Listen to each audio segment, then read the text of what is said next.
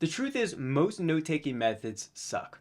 They overcomplicate the process and obfuscate from the purpose of taking notes from your books in the first place, which is to understand better and improve retention. So when you spend all your time fiddling about with multiple highlighters, colored tabs, and complex apps, you end up understanding less and remembering very little because you got way too much going on. And as I've scoured the internet, tried different techniques, and matured as a reader myself, I found that it doesn't need to be that complex at all. So in today's video, I want to share my approach to note-taking and annotating within my books, along with my simple system for organizing the notes that I take from each book that I read.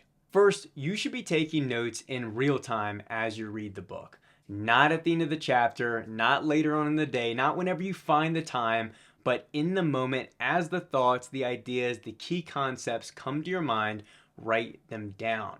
Because if you're anything like me, your attention span has dwindled a lot more than you'd like to admit. And as soon as a certain thought pops into your mind, time is ticking, the idea, the thought is slipping away from you, so you need to put it down as soon as you can. So as you're working your way through a text, whether it's fiction or nonfiction, start writing down the things that come to mind, whether it's certain character interactions, dialogue, key concepts, overarching topics or themes, motifs, anything like that. And make sure you include specific chapters, page numbers, and quotations within your notes, because this will be a lot more efficient for finding the section that you want to return to rather than flipping through your carefully coded colored tabs and trying to find what it is that you're looking for. And specifically, I'm a big proponent of extracting quotes from the text and putting them in your notes and building upon them. I think it teaches you to think from a more critical standpoint and use the source material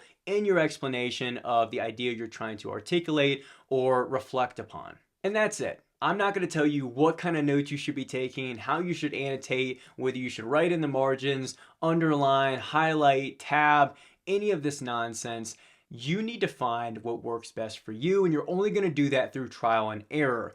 Is a certain method that I do going to be too little for you to really extract and study the material to the extent you want?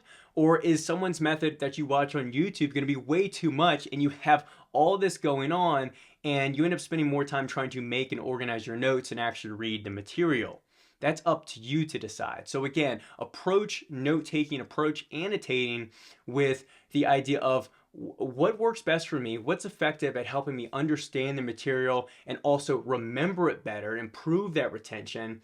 And one also key part of this that people forget is what is sustainable? What can you actually do on a day-to-day, week-to-week, month-to-month basis as far as your note-taking? Is it going to overwhelm you so much that weeks down the line or going from one book to the next, you're not going to be able to maintain it? So keep that in mind as well. And when it comes to taking notes, you're going to want to take them on a solid, comfortable desk, and that leads me to today's sponsor, FlexiSpot. The FlexiSpot Dual Motor Desk E6 is perfect for someone like me who works from home.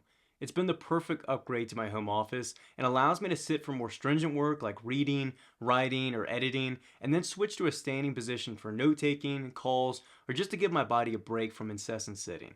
The adjustments are super easy to use, and you're able to save certain height positions for quick adjustments later. Plus, the walnut wood top is timeless and super durable. Even my wife's been stealing it lately. So if you're looking to improve your home office experience, I'll leave a link to the desk down below. Okay, now that you've got your amazing notes, you need a convenient place to store them. And this is where most people go wrong because they make these hyper-organized, overly labeled systems that the person ends up spending more time organizing their notes than they do taking them or reviewing them. I personally keep it very bare bones. I keep it very simple.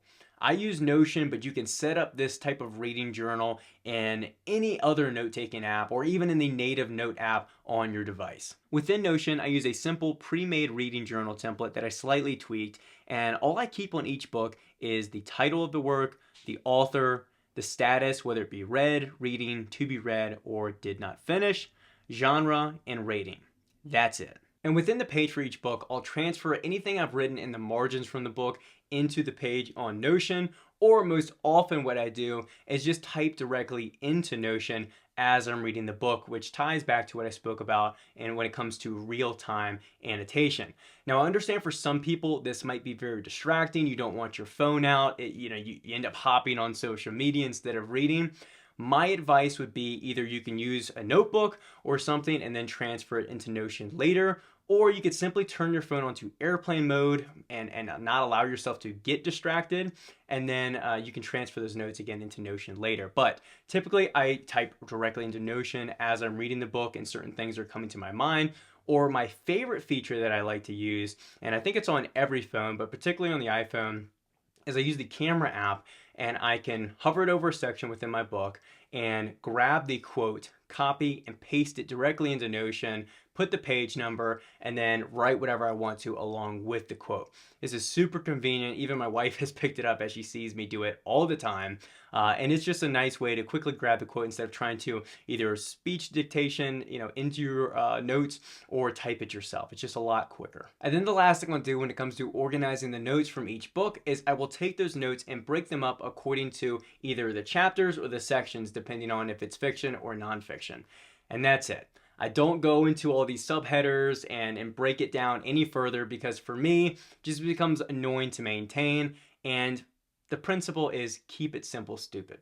And the last part of this process when it comes to note-taking and improving your understanding and retention is reflection and creation.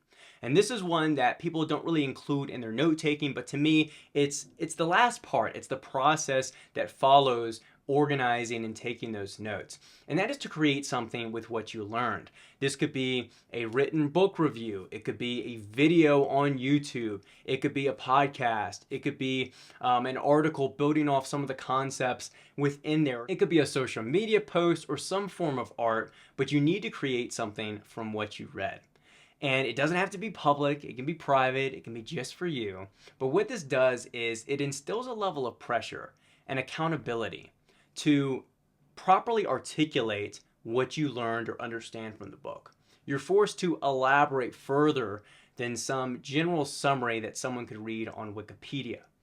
You're forced and pressured to know the material as if you're going to teach it to somebody. And that's how you should approach taking notes, is as if you had to explain, teach, or articulate it to someone else. And also, this process of creation further inscribes the memory or the takeaways of the book upon your mind. I find this happens a lot with the book discussions I upload here on my YouTube.